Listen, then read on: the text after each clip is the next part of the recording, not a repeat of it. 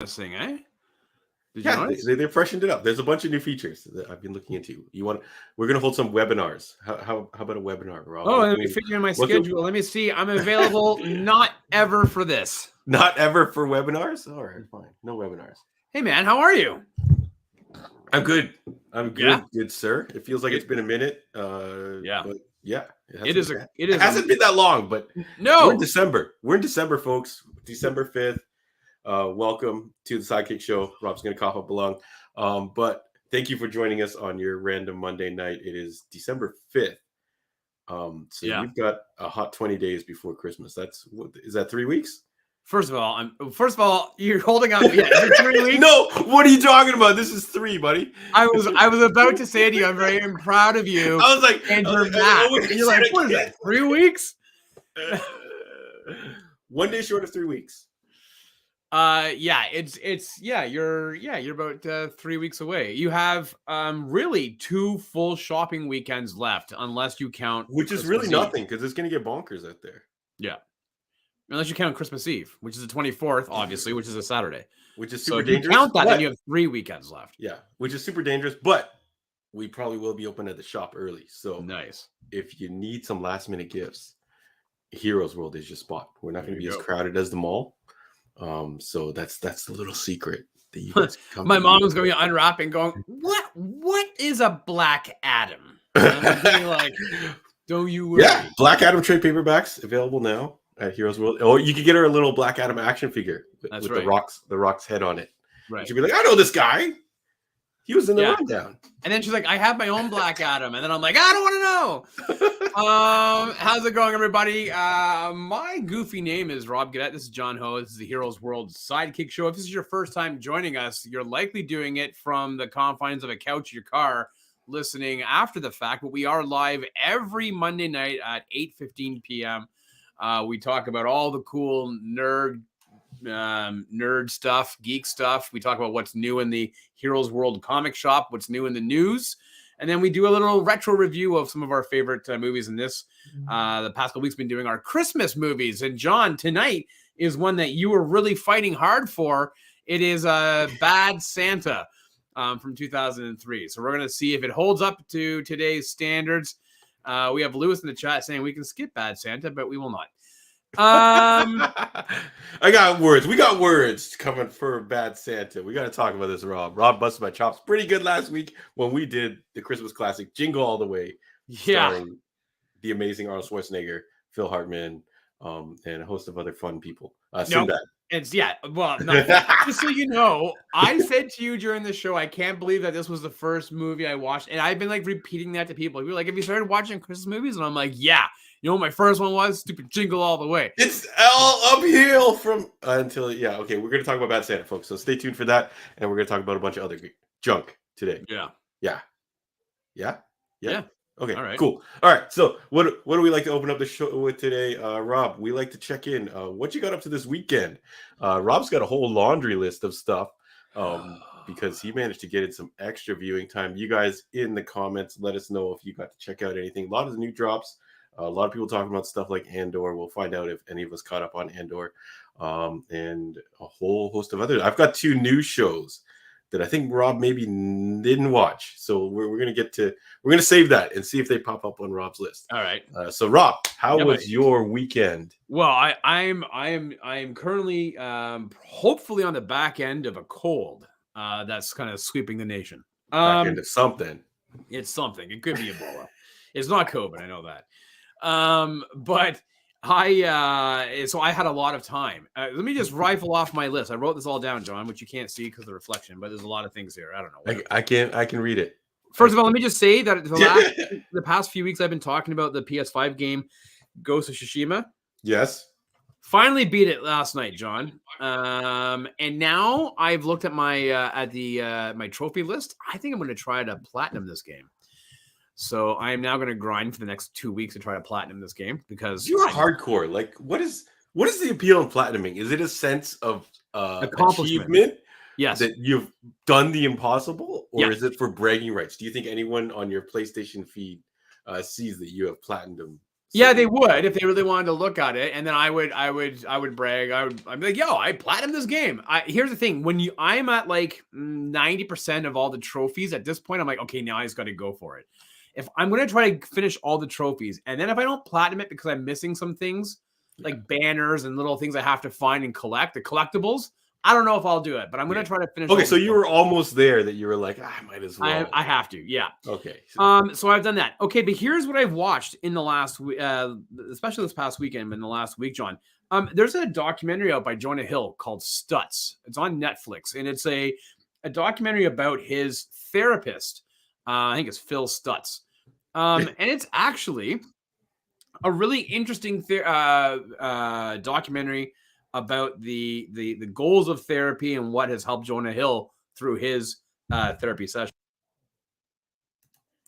Okay, yeah, mental That's health me very pausing important. for coughing. Yeah, that's all right. Mental health very important, folks. So I'm liking the sound of this.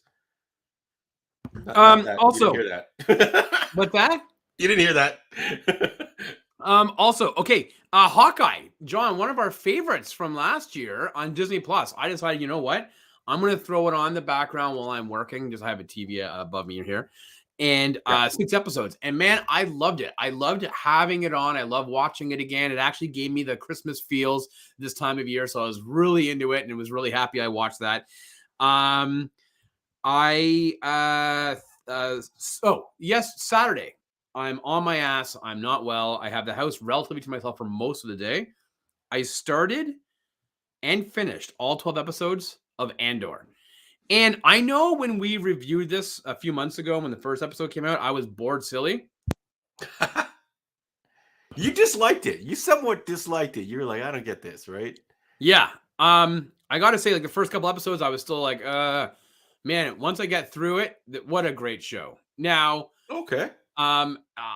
You know what? Like I've kind of have said to you and Stu during the Heroes World podcast episode and our show here that, you know, I get there's so much Star Wars. I'm just kind of like overwhelmed with it, with all this stuff.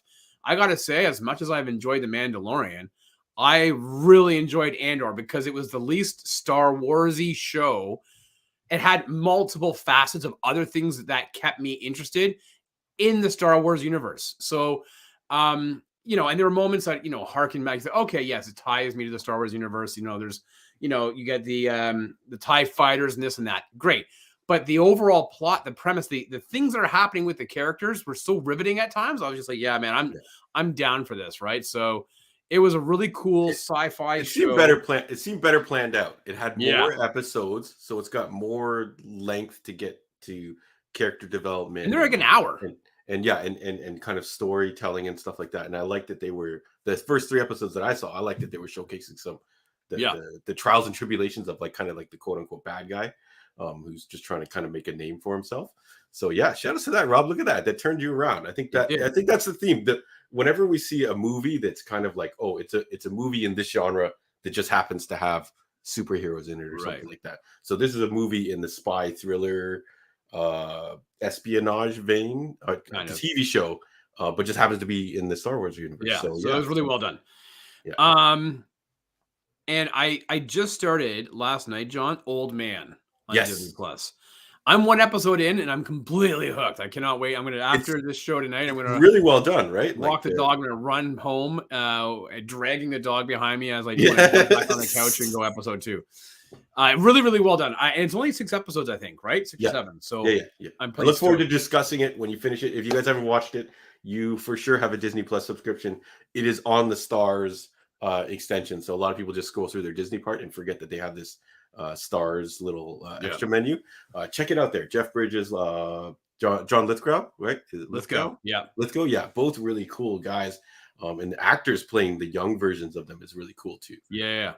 And then finally, John, Thursday night, my son and I, we went out to see a little movie called Violent Night with David Harbour. I'm hopeful that Stu has gone out to see it. I think did you see it? I didn't get a chance to see it, but I hear it is overperforming. I think is it I guess the box office term or whatever. It's doing better than they anticipated, and it stars Toronto's very own Leah Brady, who is a friend of the shop, which is really cool. So yeah, what did you think of the film overall? Dude, I was I liked it. There was moments where I was like, but for the most part, I thought it was well done. There's a lot of callbacks to very familiar Christmas movies. When people say, "Oh, it's like Die Hard with Santa," I think that that is an oversimplification of it, and I think it does this movie a little bit of a disservice. I wouldn't necessarily say that. I think that there are elements of Die Hard, just as there's elements of a whole bunch of other our favorite Christmas movies, including Home Alone and so on and so forth. Um, but man, it is a hell of a ride. It's a hell of a lot of fun. It's 90 minutes or maybe a bit more than that, 100 minutes. And this is going to be on my Christmas list to watch next year. So a good time. I think that this guy David Arbor or whatever is kind of like becoming this go-to guy for a lot of projects. It's been a while. I think he was in that awkward Hellboy reboot that nobody watched. And I think he did an interview recently talking about things he learned from that project. But yeah, he's kind of popping up all over, and I really like him in everything I see him in almost. So I'll definitely check it out. I'm going to try and see this week. When does Avatar open, Rob? It's like this December the 15th is a Thursday. 15th. So okay, so we got 10 days till Avatar. So there's nothing really this week that I know of. So yeah, we're just talking about Violent Night, folks. Yeah, Black Widow. He was in Black Widow. He was fun in Black Widow. The plot just didn't work for all players involved. Even Florence Pugh, amazing character and performance, couldn't save that movie. So yeah, cool. Was that it, Rob? Anything else? Yeah, man, that's all I got up to, buddy. That was a pretty busy weekend. How about you? Yeah, decent. Yeah. So Lewis is also complimenting Andor. He's saying it's the best because they kind of focused on elements that it's not Jedi and Sith. Which is kind of missing from Mandalorian, but for some reason they haven't been able to do it right. That Obi-Wan show did not deliver, and then the Book of Boba Fett, Steve mentions here, Book of Boba Fett was pure garbage. I don't know if I would go. No, I think he's right. I think I would classify it under pure garbage. Yeah, I have zero interest in ever watching, which is unfortunate. I hate to crap on people's work, but it's. I would classify it as pure garbage. Total cash grab. What's up, Fraser? But I will mention a show that I'm watching now on Paramount Plus. So if you're hopefully getting your money's worth out of your Paramount Plus, Rob. Yeah, because it just went up in price. Yeah. If you guys scooped that deal, the deal they had on Black Friday, which was like, I think you get 50% off the first month or a yearly subscription. What a score. Because now you can watch Tulsa King starring Sylvester Stallone in the show that Book of Boba Fett wishes it was. Yeah. This show is really good, Rob. I can't believe you haven't even watched one episode. I want to wait to binge it.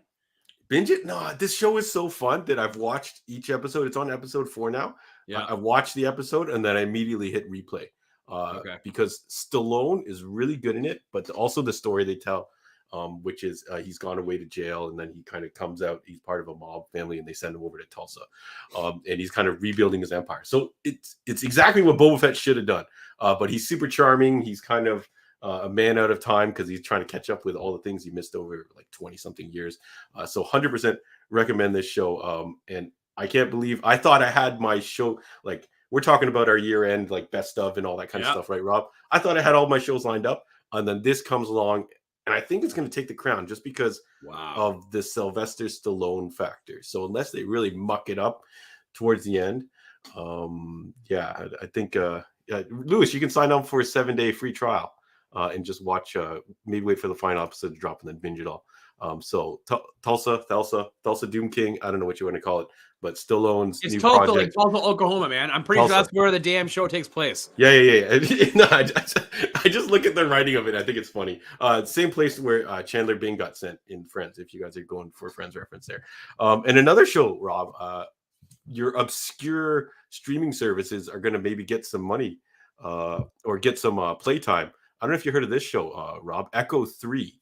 Which is I have brought to heard you about this. by Is the it writers. on already? It's on Apple TV. I have that. Apple TV Plus, and they're on episode like I think 4 as well. And it's from the writer of The Hurt Locker and Zero Dark 30. So one of our favorite genres, and I think a lot of people's, is military badasses, right? So these are 2 Navy SEAL like characters. One of them played by Luke Goss, Gaston himself. I never would have pegged as a military badass, but it's a really I think I'd call it more of a measured show, Rob. Like, shows like The Unit and some of the other military shows are kind of like quick, fast action and things like that. I think The Unit had a little more going for it, but this is much more uh playing for the long game. So there's a lot of really good performances. I'm only 2 episodes deep into it, Okay. but I just discovered it the other day. So 100% recommending Echo 3 I on just put it on my Apple list Plus. on my Yeah, Apple yeah, TV Plus. yeah. Check it out. Like, I would have never thought Lucas would be a guy that I want to see, wielding a automatic rifle or whatever. But it's really cool. There's a lot of different players in it. It gets kind of a little bit political here and there, and the storyline is basically Lucas is like the commander of a unit, and he's the brother of this female character, and then she marries one of the other members of the unit, and then she gets kidnapped in one of those crazy war torn countries, and they're gonna go get her back. So it's pretty cool, but there's a lot more going on. So highly recommend that. So you guys, if you guys caught anything, yeah, the guy, someone said he looks like the guy from Battlestar. Yeah, you know what? I as you mentioned about having to make our best of list, and I guess we got to hammer the date of when we're going to do that. I have a difficult time remembering everything that we've watched this year because we've watched so many things. And so it's going to be a tough one to have to pull from the memory banks things that we've seen. I might have to just do it based on the reviews that we've talked about in our yeah. Content has been coming like crazy, folks. So if there's anything else you guys checked out during the weekend, let us know, and we're going to kind of circle back. But let me talk a little bit about some new stuff we got at the shop, Rob, and then we'll launch into some news and stuff like that. Yeah. Well, yeah, we have a different take on news this week. Yeah. So what's new at Heroes World? So we've got a bunch of cool toys, Rob. I'm going to see if you recognize these Spider-Mans. Okay. Do you recognize this guy? Yeah. That's not Spider-Man, is it? I think it is. This is the Japanese version, Spider-Man or Spider-Man, or I don't know how you would pronounce it, but we got a whole bunch of new Spider-Man action figures in the Marvel Legends line. People really love getting Spider-Man figures as presents, so much so that whenever we're out of stock, people are always asking, "Hey, you got any Spider-Mans?" So definitely, if you're interested in some Spider-Mans, I'm going to show off a couple other ones. So these are really fun. This is the Iron Spider. A lot of you recognize that the paint and the plastics that they are using now is incredible. So if you want a really nice Spider-Man figure for your desk, your car, you can take them to work, you can give them as a gift, all kinds of fun stuff. Definitely check us out. This is the Future Foundation version of Spider-Man when he joined the Fantastic Four. And then this is the traditional Amazing Fantasy Spider-Man. That's like Steve Ditko, eh? Yeah, with the little webbies under his arms, which is a lot of fun. And look at that. Look at the chest emblem, right? Like, look how the big chunky spider. Yeah. Steve. Yeah. Lewis says Japanese Spider-Man. Yeah. So check those out. You can hit us up at the shop for those. Those range anywhere from $40 to $50 Canadian. So hit me up. We got lots in stock right now, and I even have like armored Spider-Man and a couple other ones. All kinds of fun figures. And then I do want to shout out the new D&D book, Dragonlance. Shadow of the Dragon Queen is arriving. So this is the introduction of the Dragonlance, which is a classic D&D setting. Rob, you might remember it from our old comic books back in the day in the red boxes, or novels. If you've ever read a D&D novels, chances are it's either Dragonlance or it's Forgotten Realms, the two most popular D&D settings. So this is the introduction. This character, I forgot what his name is, but he's like a big bad guy. The whole Mark the Fell Knight or something like that. But yeah, if you're looking to run a new campaign in the Dragonlance setting, check it out. And this is an exclusive cover to shops like mine. So Heroes World, so you can't get this off Amazon or whatever site. This is for brick and mortar stores to get this exclusive cover, and it usually has like a felty, shiny appearance to it. So if you want to get some cool stuff, check that out. So let's kick it over. Rob, do we have any news? And you guys keep your news on tap. We might need some suggestions. This is a if anybody happens to hear funky noises coming from my dog is in here and has found a bone. It's like hers. Like, it's not like it's like a human bones in the basement. Before you get into the news, Rob, new Fortnite dropped this weekend, right, Rob? So there was an event that you could play in 4 or chapter 4. And then there's a whole new setting. So shout outs to that. Thanks, Lewis, for the reminder. Actually, I haven't played it in a while, but my son and I jumped on yesterday. We played a few matches. Fraser said, "Yeah, it looks amazing." They did some updates to the using their Unreal Engine, I think it was. Lewis says Unreal 5.1 engine. Yeah, and so on your PS5 or your Xbox Series X, or like your newest gen consoles, it looks sharp, man. I got it, and it moves fast. Like I said to my son, I said, "This thing seems like it's flying." So it was cool. Like I said, I haven't played in like since September, so it was kind of nice just to kind of get back into it a little bit. But yeah, I know it looks really good. I saw that Lewis and Fraser were playing on their socials. They were showcasing some of their wins, so I'm sure they're having a good time.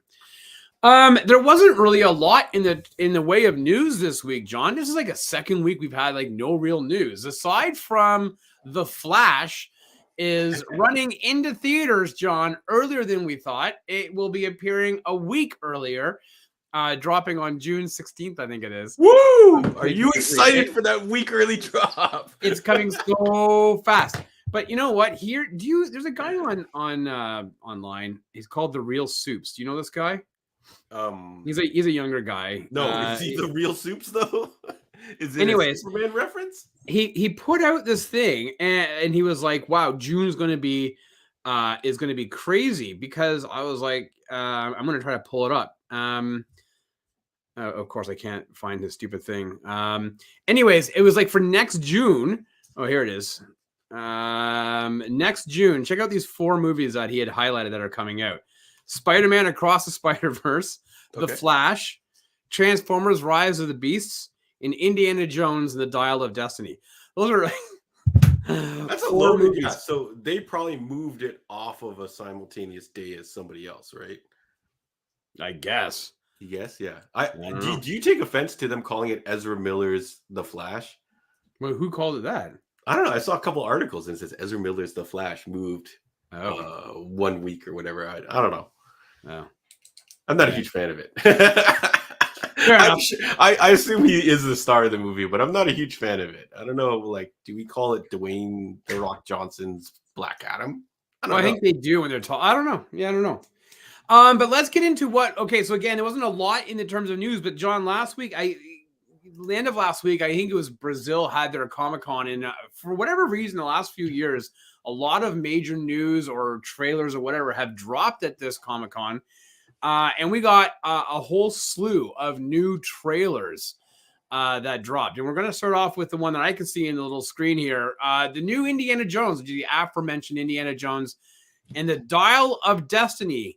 Yeah. This is an interesting trailer. Did you get a chance to watch it? Yes, I watched the trailer, Rob. Did you? Yes. Okay.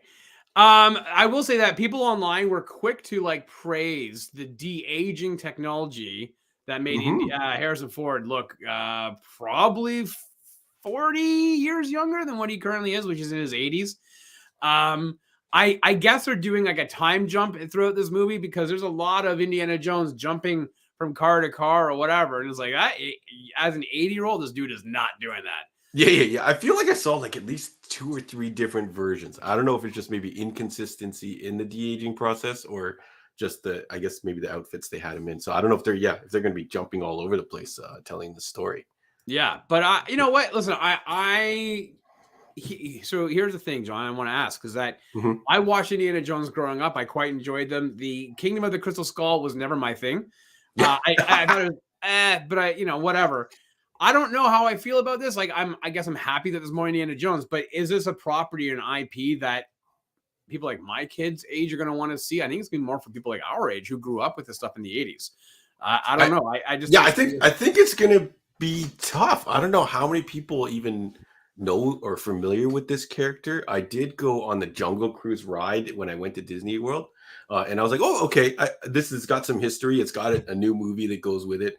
And when I was watching this trailer, I could have pictured that there could exist somewhere an Indiana Jones ride, but I don't believe it does. I don't have the back in the day at Universal. Yeah, maybe Universal Studios or something like that. But long since gone, so I don't know where this is coming back up. But it did look good. It looked like it did look like a legacy sequel. So was there a lot of nostalgic moments in it? I have no attachment to this franchise at all. Yeah, it was okay. I just like it because I do like Harrison Ford. All right, so my question to you, are you down to watch it or are you out? I'm gonna watch it. Yeah, I'm definitely Yeah. gonna watch it, especially to see this technology in action and just to see Harrison Ford having some fun. Some Right. of it looked a bit awkward. The last scene of the trailer, they have him whipping the whip around. It looked a bit awkward, but Is maybe that that's just because he because followed up with a quick nay nay? Is that why? yeah, let me whip, let me nay nay, right? But I think it's maybe because people don't use whips anymore. And I was like, this is an awkward weapon. It takes a lot of wind up. Not since Michelle Pfeiffer's Catwoman have we really seen it in action lately. All So if right. you guys let us know in the comments if you're Yeah. going to go If see you're down or if you're out. All right. What's the next one Indiana on? Jones. What else Let's you got? go. All right, let's go here. Okay. So this came out just yesterday, I believe, John. HBO Max and Crave released a trailer for The Last of Us, based on obviously the very popular selling Sony PlayStation game. The series, I believe it's the 15th of January, John, that drops. And this trailer gave us a whole new look at a whole bunch of characters, very reminiscent from the game. A lot of situations and scenarios, very reminiscent from the game, including some clickers, and some of the big exploding monsters and whatnot, like this guy. I can't remember his name off the top of my head. We have a monster there, but yeah, he's a badass, man. So I'm very much excited to watch this. Now, you didn't play the game, right? So, based on the trailer, are you down or are you out? Yeah, okay. So this is the newest trailer. The last couple trailers, I think I've stated, it looks pretty, right? This one definitely had a lot more meat to go into. You can see a lot more going on. You can see it's some type of story. Like I haven't played the game, so it's some type of story where I guess he's transporting this girl who I guess is potentially a cure for this virus or something across. Look at like this destroyed Earth, I guess. It looks pretty good to me. And then they showed off some bad guys. You know, I'm down with whatever this thing is, half a head man or whatever the hell it's called. But they've screwed up so many of the Resident Evil movies that this is probably the closest we're going to get. I don't know if it's fair to compare this game at all to Resident Evil. Maybe it's a little bit in the genre, I guess, in the layout of the game and the way you follow the character around. But to me, yeah, it looks good. And Pedro Pascal, I think he's a great performer. That Nicolas Cage movie, the Unbearable Weight of Massive Talent, he's like phenomenal in it. Like he really carries a lot of that movie. And he's next to Nicolas Cage, which is ridiculous. Right. So I'm looking forward to seeing him in action and seeing this. So this has got me more excited. Before I was like, yeah, this is Rob's thing. Go ahead, Rob, go nuts, geek out over this. But yeah, this has got me way more interested. This trailer showed a lot more that I wanted to see. Yeah. All right.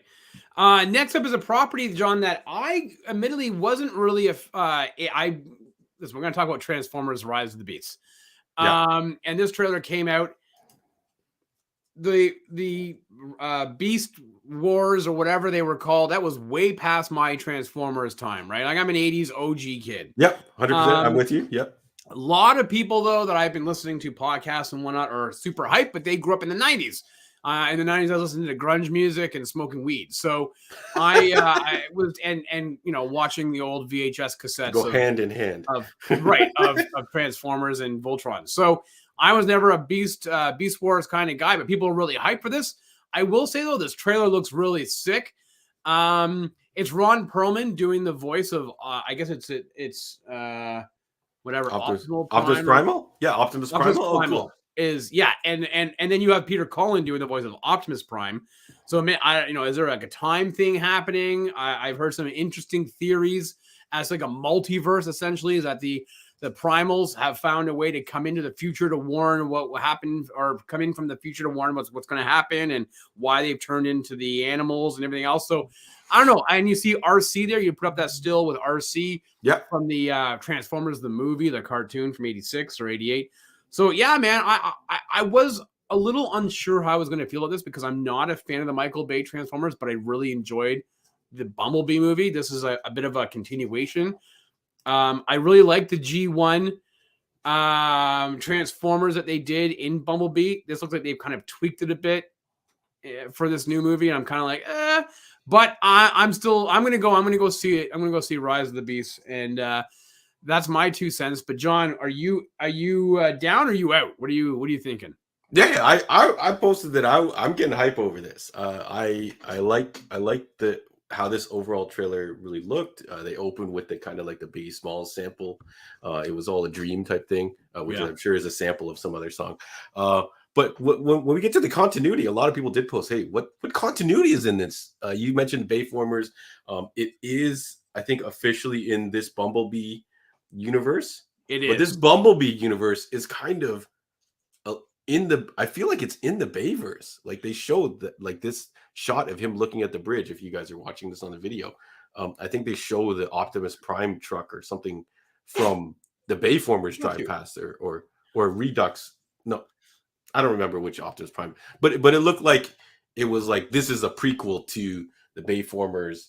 And then because this one took place in the 80s. Bumblebee took place in the 80s, right? So I'm not really sure where along. But officially, they're only, I think, officially, don't quote me on this, but officially they're stating that the Bumblebee in this new movie are part of a universe, and they have not been super clear about whether that Michael Bay universe fits in. So we're gonna see what happens there. I love seeing the Porsche. I always love seeing this Camaro. It's a really fun car. And I think Bumblebee as a VW bug is really, really boring. But they made it work in that last movie with Haley Steinfeld. So this Optimus Primal transformation, when he transforms and he's got like this gladiator look to him in that shot where they're kind of like colliding, looked really cool to me. I am slightly concerned because, you know, that last movie, Transformers the Last Night or whatever it was. It had a bunch of Transformers just slamming into each other in a forest. You couldn't tell what was happening. Arbitrary background, right? So I'm worried that this might go to that territory. But I'm going to try and be hyped. I think the Transformers, I like the Bay ones for what they were. But yeah, I'm going to get hyped for this. And I like the guy in it. He's driving, not necessarily driving, but riding in the Porsche. I think he's from In the Heights in Hamilton. Or something like that. I know who you're talking about. Young kid. He's really funny in The Heights, even though overall I didn't really like the movie. But I think he's a good performer. So I'm looking forward to seeing him in it. Guys, let us know what you thought of Bumblebee. I feel Bumblebee still has some mixed reviews, and some people haven't seen it. That's crazy. So Rob, I think we do a rewatch, John. I think we should put it on the list of rewatches for the new year. So I think Bumblebee's got to go on there. And we'll see. Some people watch that 5-10 minute sequence of all the Transformers fighting on Cybertron and from Bumblebee on repeat, and they just can't shut up about how great that scene is. So we'll see if they achieve that in this new one. Christy Alley passed away. That's not cool. Shout out to Cheers. But yeah, Michelle says she only ever saw the first, and that's the animated Transformers movie, which I feel like we should also put on the rewatch. Shout outs to that. So you've avoided the whole Michael Bay domination of the 2000s or whatever year that was, 2010s era. But let us know if you're going to go see this. We'll see. I don't think John Cena is attached to this movie, so we'll see if he makes an appearance. But when he was like, they're called Decepticons. That was a great line from that first movie. But Rob, we got one more trailer to talk about. And this is the one that I think has had the most hype this past weekend, John. Which listen, we're just going to get into it. Guardians of the Galaxy Volume 3. There is a hell of a lot going on in this trailer. This looks to be like it's going to be an emotional roller coaster, to be honest with you. I mean, listen, I'm down. There's no way I'm not going to go see this. This looks fantastic. I love seeing the classic costumes. What are your thoughts? So I like the outfits. It's great to see them back. I forgot what song it is they play. What's that? Sorry, the song? Yeah, what's the song? Space Hog. Yeah. It's a song that I know, but I don't know the band exactly. I'm gonna have to add it to my playlist and educate myself. But it's great to see everybody back in effect here, coming hot off the Guardians holiday special that we just saw probably right before this trailer got revealed. I'm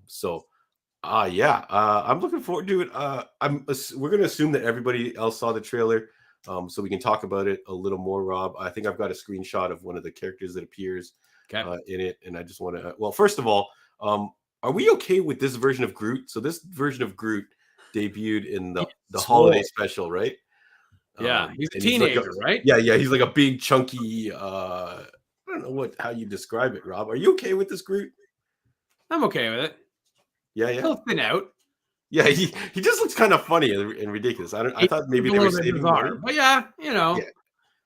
right? Yeah, So we'll he's see been how that working goes. out. Yeah. All right. So yeah, it looks like everyone's on board with you, Rob. Lewis says Guardians looks pretty fun. Michelle even says Guardians looks pretty amazing. And Lewis calls him bulk Groot. Yeah, I think that's pretty accurate. He's bulking up, and maybe he's gonna lean out. So we'll see. Do you think a lot of people are saying that Rocket Raccoon might not make it out of this movie? What do you say about that? Yeah, I think there's gonna be a few characters. I think, right? I think there's gonna be a lot of red herrings. It looks like there are some stills that have from the trailer, people's carrying certain characters and whatnot, and Mhm. so I think there's gonna be a lot going on here. But James Gunn has gone on record that Guardians of the Galaxy will continue, but just not the Guardians as we know them. So Yeah. it'll be a new permutation, a new roster, new lineup of Guardians. Oh yeah, they've added the costumes, so Guardians rosters are always changing. So yeah, Yeah. it makes sense. Yeah. Yeah, so I think there will be some depths in it. I mean, Steve was saying that Batista saying there's too much trouble to stay fit for the character, which is interesting because he looks really puffy to me, but he's been doing a lot of he's in other movies where he actually looks really slim. Like I don't know if you saw Glass Onion hasn't come out yet, but Mhm. you see the trailers for that, and he's like really like he's still ripped, but he's like thin. And in Guardians, he looks really puffy. So I don't know if this is like makeup that they've put on him or what.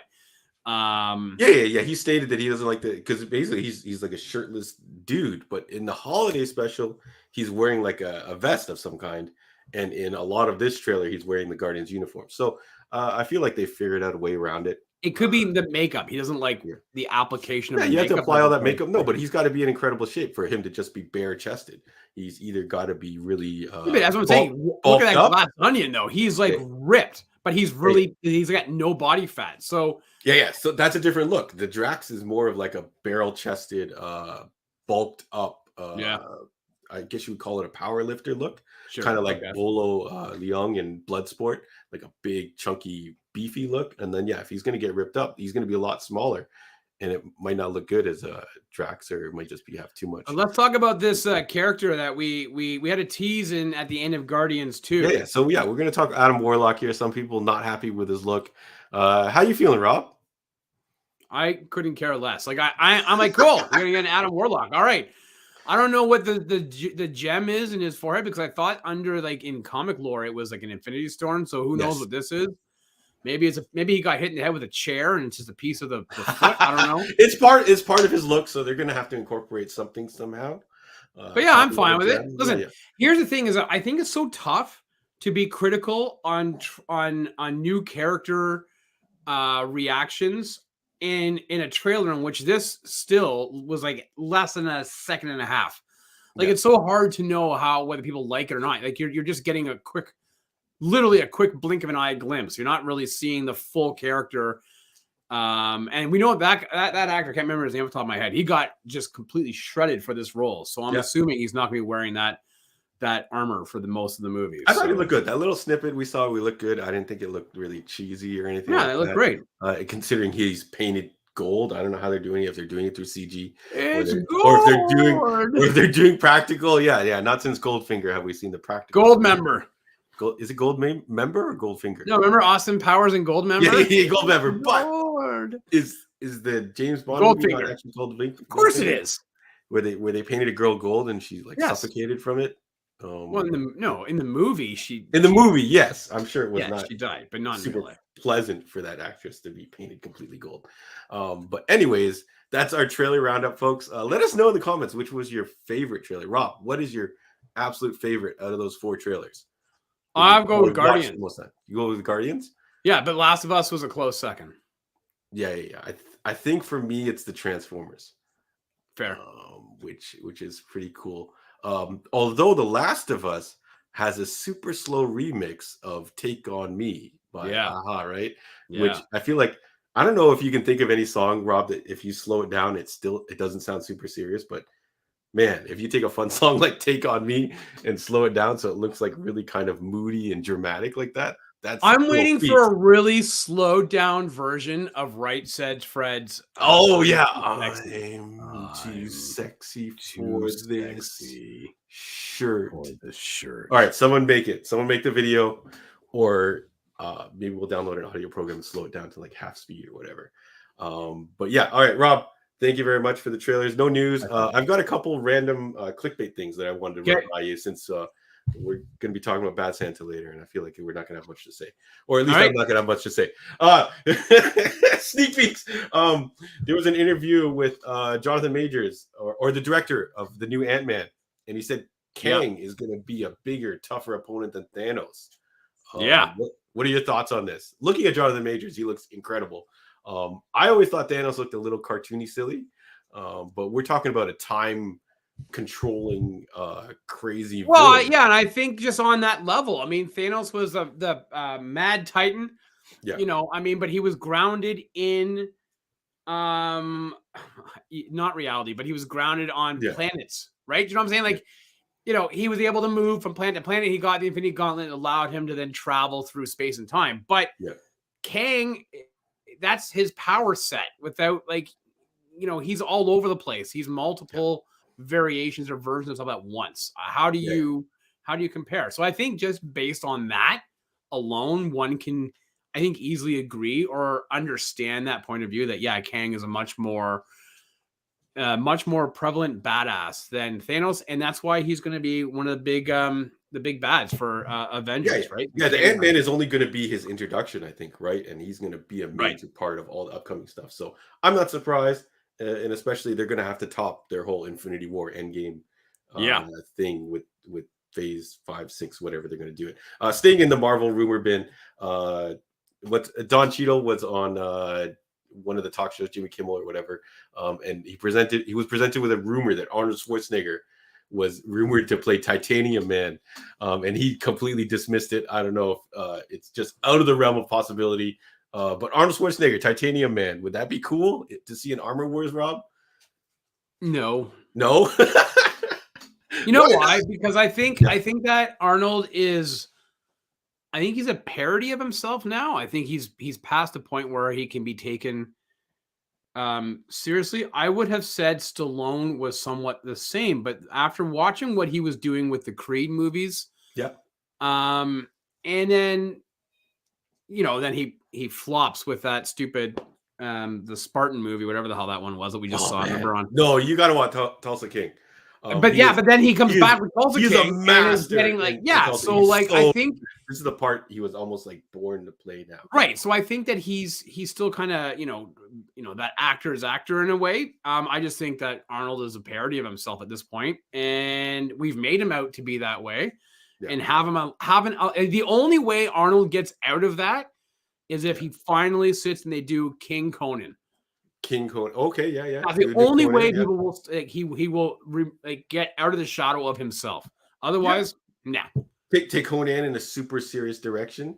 Which would be cool. Yeah. So let's see. Okay, so I'm gonna get out of the Marvel realm and I'm gonna talk a little bit about Avatar hype level, Rob.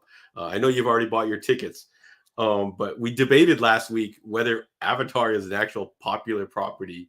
And if it's going to do the numbers that we saw, so much so that I saw an IGN article that said, here's the title of the article, Rob.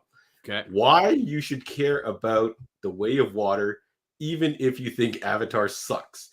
So I feel like we're not alone. I feel like this consensus that Avatar is not as big as their promotional material would lead you to believe. But what's your Avatar hype level at? Rob, I just heard they announced that The Weeknd is going to be doing a track for the movie. See, that's so funny. This stuff means nothing to me. Like when they announced that, listen, you know I'm a big fan of Tool, okay? Yeah. So if Tool did an Avatar song, you'd be like, hold on a second.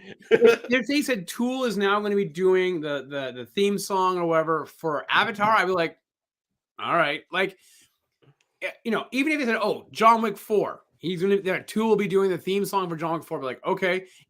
That doesn't add to my hype level. This music, like songs don't propel me to be like, oh shit, now I really want to watch it, because guess what, the song will come out before the damn movie does, so it doesn't make a difference. I don't give a shit.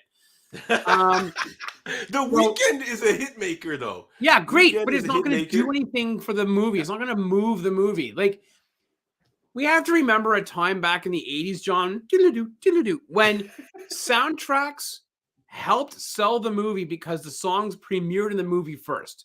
And then people were like, holy shit, what is it? Then they released a soundtrack and people were it was all encompassing, right? You go Dirty Dancing, you go Footloose, you can go up to The Bodyguard, all this type of stuff. Like they went hand in hand. We don't have that anymore. We don't have soundtracks that necessarily that go hand in hand in a marketing ploy to help move the movie. It promotes the movie, and the movie helps promote the soundtrack. This doesn't happen anymore. So you have a single. Rihanna's single.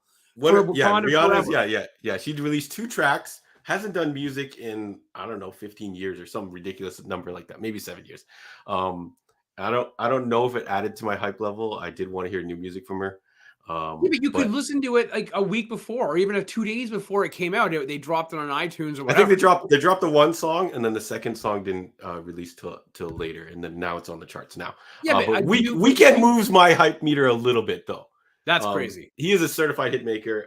So if he's gonna have a track on the charts for them, it's gonna raise my awareness of the movie a little bit. I think maybe if he sang a James Bond song, Rob, you'd be more interested. But again, listen, you get great artists doing James Bond songs, but it has never moved me to be like, shit, now I really want to go see this because this artist is doing a song. No, I don't think. I think the time for that maybe has passed. Although I will argue that maybe to see a James Gunn movie and hear a whole bunch of old kind of his musical choices have been very kind of well, that example though is that movie, like especially the first one, helped those songs, and then that soundtrack was going up the charts. So the movie helped propel that. I'm talking. So no, but it's a combination of songs that makes the James Gunn movie. It's like a whole soundtrack, of different songs that you get with his movies. It sounds like lately. And when we get to talk about the holiday special and stuff like that. So Michelle says that article sold her. The article title again was "Why You Should Care About the Way of Water Even If You Think Avatar Sucks." So shout outs to that. And since a whole bunch of people are talking about John Wick, I do want to quickly mention that there was some type of spinoff announced or speculation with Anna de Armas called The Ballerina or something like that. The Ballerina. So it's moving forward. The trailer, Steve, the reason the trailer wasn't up is that they didn't debut it this past weekend. That trailer came out like 2 weeks ago. They debuted the new poster this weekend. What if John Wick showed up in Avatar? That'd be a whole good. Hope he kills them all. I gotta watch Avatar 1 to see if I even want to buy a ticket for this Avatar 2. So you folks, if you guys are gonna watch Avatar 1 again, let me know, and maybe we can do a. I'm gonna go see number 2. Shout out to the Mortal Kombat song. But that wraps up our news and random clickbait stuff that I found. Thanks to everybody for sticking with us for that. And if you missed anything, let us know. But we're going to talk a little bit about our movie. If you did watch it or didn't watch it, what did we watch? We watched Bad Santa. All right, I got the rundown. You ready? Oh, you got a rundown? All right, I'm interested to hear this. Bad Santa, folks. Is it a bad movie? I don't know. We're gonna find out. Rob, what's the rundown for this movie? I know John. Released November 26, 2003, Bad Santa is a black comedy Christmas movie starring Billy Bob Thornton, Tony Cox, Lauren Graham, and 2 comedy titans who are no longer with us in Bernie Mac and John Ritter, which are neither of the people on the screen there. With a budget of $23 million, the movie pulled in 76.5 at the box office. Directed by Terry Zwigoff, who was credited as directing one of the greatest indie comic book movies, titled Ghost World. John, remember that? Oh, yes. I remember Ghost World. Yeah, he was a director of Ghost World just 2 years before directing Bad Santa. The Coen brothers were executive producers of this movie and were quite involved. Yes. And were quite involved in casting, John. In fact, they initially wanted James Gandolfini in the role of Willie, as played by Billy Bob Thornton. Also considered in that role, Bill Murray, Jack Nicholson, and Robert De Niro before Billy Bob won the role. When it was released, the movie garnered praise from critics, calling it, quote, a gloriously rude and gleefully offensive comedy. Bad Santa isn't for everyone, but Grinches will find it uproariously funny, end quote. The current score on Rotten Tomatoes is 78% fresh with an audience score of 75%. The movie's cult success on home video did warrant a sequel. Bad Santa 2 released November 23rd, 2016, 13 years after this one, but it didn't match the success of the original. So, John, is Bad Santa exceptionally good, or is Bad Santa stubbornly bad? All right. Bad Santa, folks. If you guys didn't watch it, check it out. It's on multiple streaming services as well. Rob hacks up along. I barely got through that. Yeah, there was a sequel. Yes, there was a sequel, Michelle. Quick mention first. One of the first characters that shows up is John Ritter. So shout outs to the late great John Ritter. Rob, did I ever tell you I've met John Ritter? No, never. Yeah. So John Ritter, once he was, I was ran in the random handful of jobs that I've done. I worked security in the way of like I'm riding people up and down the elevator on a Okay, I movie was gonna called say, who are you intimidating? yeah But okay. yeah, especially it was in my younger days when I was really skinny. But it was on a movie called Deadly Vows or something like that, where he was like a doctor that was killing people or something like that. And I'll run for you my exchange with him. I'm in the elevator. John Ritter and his entourage steps in the elevator. Going up to the set, John Ritter replies, "Yep." And I press the button. We go up the elevator. Gets out. See you later. That was it. But I got to ride up in an elevator with John Ritter. It was pretty cool. Is that because you were told not to talk to them? Is that why? I was trying to be professional, and I didn't want to go, "Hey, I love you in Three's Company." I liked you in Problem Child. The Problem Child 2 was shit. Oh man. Was he in Rob Jon too? Anyways, yeah, I didn't really talk. I was just like, I'm just the guy that runs you up and down the elevator, brings you to the set. But shout outs to that. Shout outs to the late great John Ritter. He was barely in this movie. Criminally underused, I think. Yeah. But Rob, since you wanted to run this movie, I'll deliver my quick thoughts on it first then. I think I missed out on watching this at the time that it came out.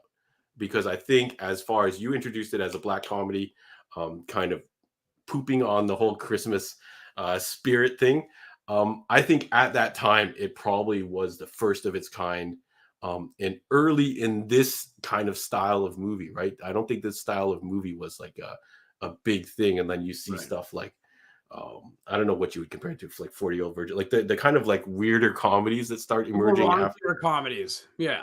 Yeah, like the raunchier comedies. And yeah. So I'd imagine that this at the time was a big surprise and very out of the box. Now, when I watch it, we've seen this done a lot now, where you go for the raunchy joke or the silly joke or whatever. Overall, there's a lot of parts that you will like from this. I think especially watching this in clips, you'll really like this. But overall, the story I feel like is really kind of like, I thought it was going to be a big Christmas heist, but they don't really go into the whole planning or idea of the heist. It's mostly you're selling these characters and the fact that they hate Christmas or hate like whatever type of life that they're stuck in. They're kind of like these degenerates. And they do kind of have a slight story arc where, especially Billy Bob's character, transforms into kind of slightly caring more, especially about this kid who's very, very funnily played. But overall, I think the movie is like all over the place. I don't think I would recommend it to anybody and go, "Hey, you should watch Bad Santa." Well, actually, there's certain type of people that will watch this. Sure. So it's a very specific recommendation. Yes. But yeah, it's not a carte blanche recommendation. Yeah. I was hoping there was a little more to it. I think if there was more time invested in the whole heist aspect, you could have sold it as like a proper movie. Right now, it feels more like like an In Living Color kind of bunch of sketches or funny things thrown together that you can watch in succession. Right. But how do you feel about this movie? Is it still one of your favorites? Like I don't know if you mentioned the Rotten Tomatoes score and the audience score. They're pretty high up there. I think that they're in like 78 and 75. 70 something. Yeah, not as low as last week's Jingle All the Way. No. So how do you feel about rewatching this? Is it just the humor that gets you every time?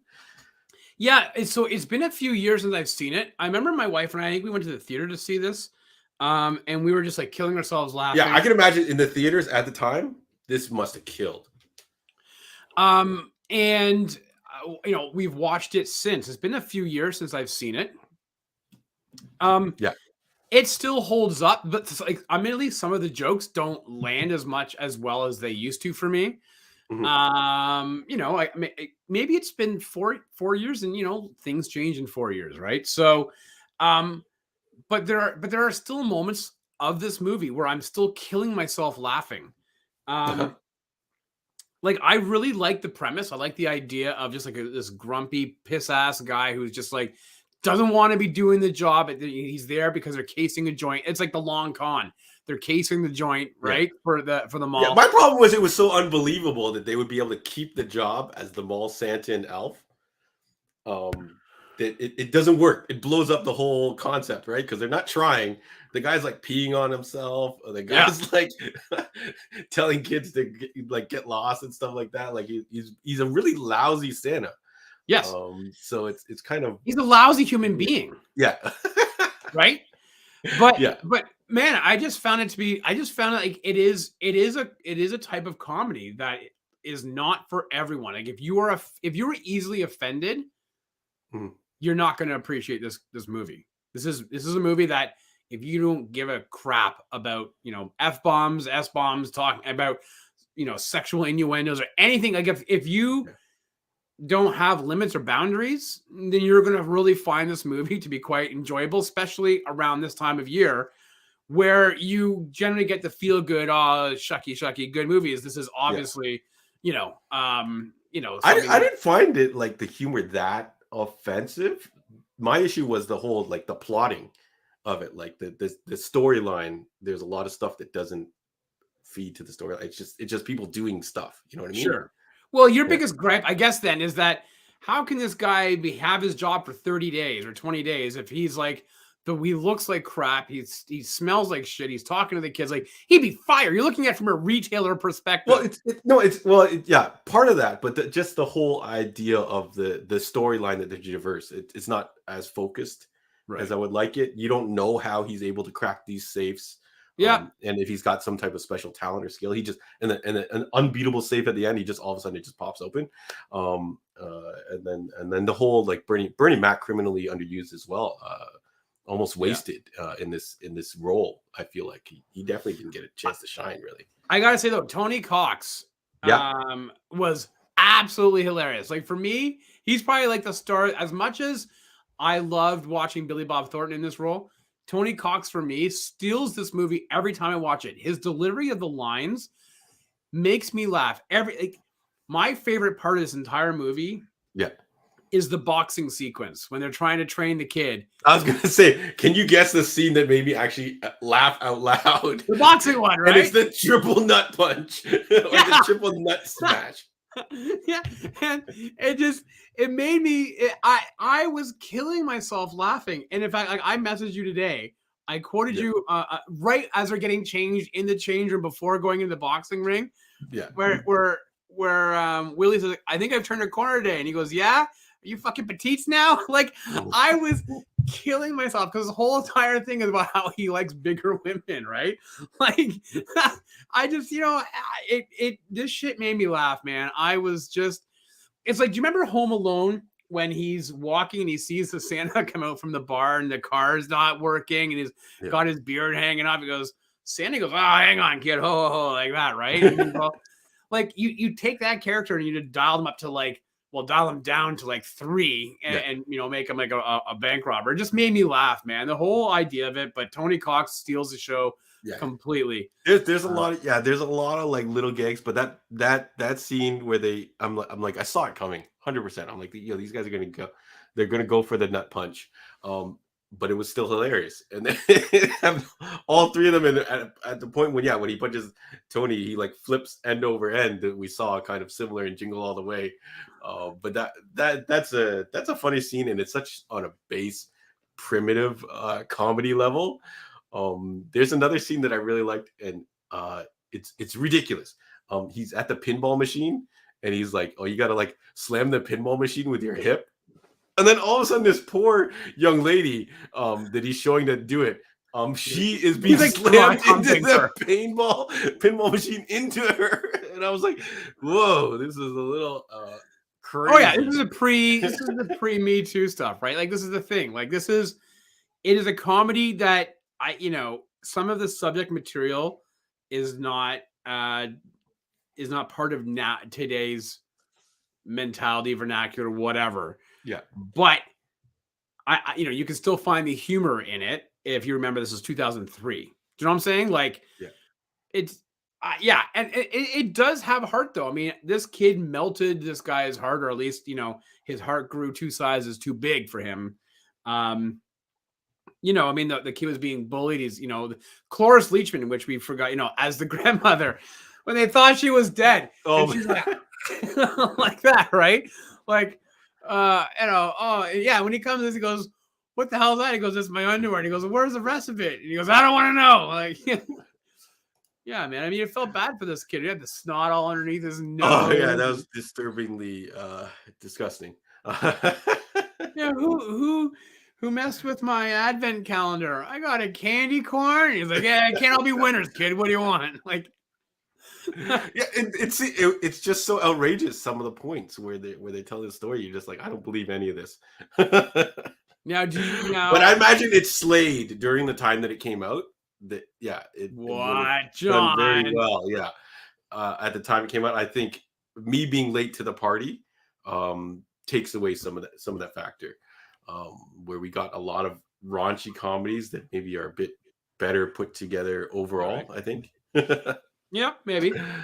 But overall, like, see, I will watch this. I will probably. It's not my yearly rotation, but I would watch it again. You know, maybe next year or the year after that. Yeah, I think it's good. I think for me, it helped balances out the overall Christmas movie, you know, watching experience. But that said, John, as much as I really enjoyed this one, I've never seen the sequel because I don't want to ruin. I don't want to ruin the first one. You sure it's not better? Maybe it's better. Sequel. No, it got really bad reviews. Oh, really? Oh, all right. So anyway, so yeah, shout out. If you guys like Bad Santa, let us know in the comments, or if you didn't get it. But yeah, shout outs to Bad Santa. I do like Billy Bob Thornton as a performer. I think he's pretty funny. So I don't know what he's in lately, but okay. So you were not your Jingle All the Way did not hold up for you last week. No, it didn't. No. So it would be taken off the rewatch list. Jingle All the Way, unfortunately, doesn't quite hold up. A lot of very dated things happening in it. And Arnold's charm, it can be seen more in other movies like Twins and stuff like that. This movie, I don't think I'm ever going to watch it again. I'll maybe watch clips of it. I appreciate it for what it did for that time. Yeah. And some of the jokes and some of the setups and some of the characters. But some of the stuff I just didn't get, like the whole Lauren Graham thing. I feel like she Wait, you didn't get that she had a weird Santa kink? I just didn't find it funny. You know what I mean? I found it hot. Yeah, I was gonna say you got a crush on Laura Gilmore or whatever her name. Damn right. I can see that working. I can see that working for people, but me watching it, I was just like, I get it. Whatever she likes Santa, I don't think it's. I've never met anybody like has like. I wish I'm just glad I never met a girl who had a kink for like clowns because I would not dress up as a clown. But if I ever had met a girl that had a kink for Santa, I would totally would have like put on a hat and like for sure. Just never got lucky enough. Whatever. Oh, it's weird. It's weird. Anyway, it's too weird, Rob. Anyways, yeah. So yeah. Steve says I'm gonna find other movies then to make you feel uncomfortable. It didn't make me uncomfortable. I just didn't find it fun. I was just like, okay, get on with this gag. You know, all right, whatever. But Bernie Mac has been so better in like I guess this was probably early in his career though. Maybe he didn't have enough. Yeah, it was John Mitter's last on-screen movie though. Oh yeah, okay. Yeah, so that's explains the movie is dedicated to him because he had passed away before the movie came out. Yeah, it probably explains why he's basically in the first half and then just disappears after that. Yeah. So yeah, rest in peace, John Ritter. So anyways, Michelle's Clowns and Santa. I feel like that's a horror movie in the making. Clowns and Santa's teaming up. Rob, all right. Yeah, so Bad Santa overall. I don't even know how to pivot off that because now I'm just thinking about Michelle and what meets Bad Santa. Yeah, I don't know. So next week, John, we're going a bit more friendlier fare, a bit more classic, traditional, more up John's alley. Is it up my alley? This is a classic, National Lampoon's Christmas Vacation. That's what we're gonna watch next week. Sorry, folks, it's not streaming on anything, so you're gonna either have to buy it or rent it. And maybe we'll have to introduce a segment. Rob, would you buy or rent this? Would you pay typically double the price to own this and be able to watch this every year, or you I own it with renting it once in a while? I feel like this is taking us back to the whole Blockbuster movie rental days where you would go to that aisle And I would 100% see the cover for this VHS. This is a very iconic poster for with Chevy Chase and the Christmas outfit getting electrocuted or whatever the hell's going on there. I don't remember this movie at all, Rob. I know I've seen it.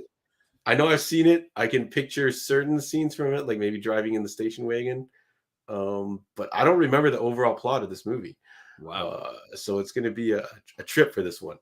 Well, don't forget this was made in like the early 90s, or maybe it was late 80s, early 90s. So you know, you got to take that into consideration when you're watching it, right? Yeah. Any guesses as to why it's not on streaming and why it doesn't pop up during Christmas time? I feel like it does. It usually is on, like Crave in Canada would have it. Netflix, I don't think has had it for a long time, for a few years. I don't know why. It's Warner's movie, so I am kind of surprised that Crave doesn't have it. But yeah, I'm not too sure. But I just took a look. I mean, it's on right now. You can purchase or rent it for like $5 or $10. Yeah, it's a $5 rental, maybe like a $10, $12 own it, and then you could order yourself a Blu-ray. Use our Amazon affiliate link in the bottom.